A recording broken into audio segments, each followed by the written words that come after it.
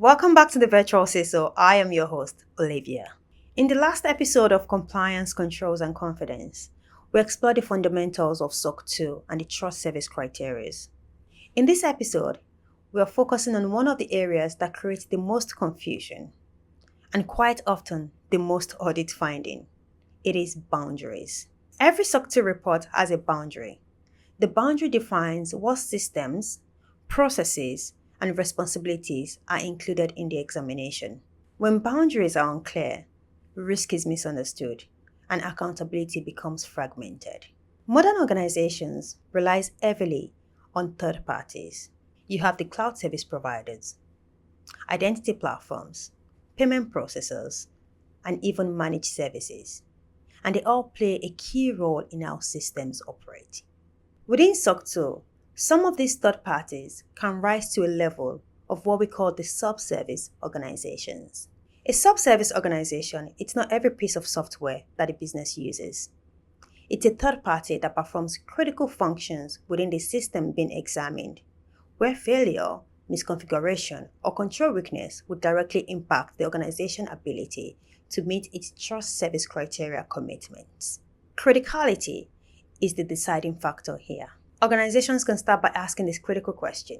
If this third party fails tomorrow, would it materially affect system security, availability, confidentiality, processing integrity, or privacy? And when the answer is yes, that relationship deserves a closer examination. Infrastructure providers that host your production environment often meet this threshold. Identity providers that control authentication and access frequently do as well. Also, payment processors, data processors, or managed services that operate key controls or workflows may also qualify. These providers influence outcome, not just convenience. By contrast, many tools support productivity without shaping control outcomes. Project management tools, internal collaborative platform, or standalone analytic tools often fall in this category. Their presence supports operations, yet their failure does not undermine core trust commitment. So, distinguishing between the two is essential.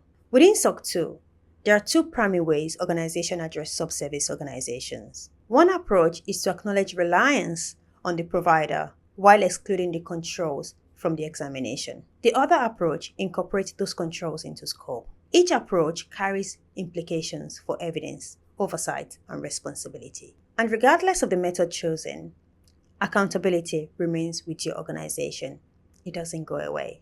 This is where user entity controls become central. User entity controls represent the actions that the organization must take to ensure that subservice organization operates securely as intended. They include configuration responsibilities, access management, monitoring, and review activities. They reflect shared responsibility rather than outsourced risk. Challenges arise when responsibilities are assumed rather than defined. Contracts may exist, yet operational expectations remain unclear. Evidence may be available, yet no one owns the review.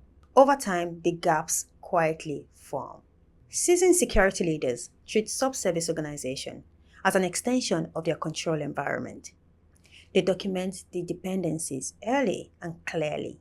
They assess the criticality deliberately, and they ensure that user entity controls are practical, understood, and consistently performed.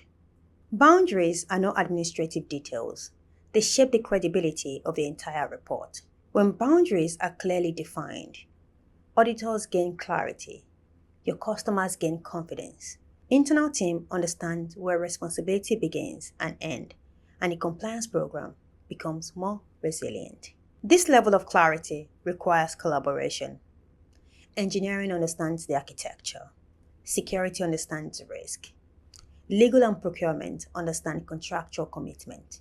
Compliance brings this perspective together into a single narrative. The coordination is where maturity shows. SOC 2 boundaries understand how well organizations understand its own operating environment.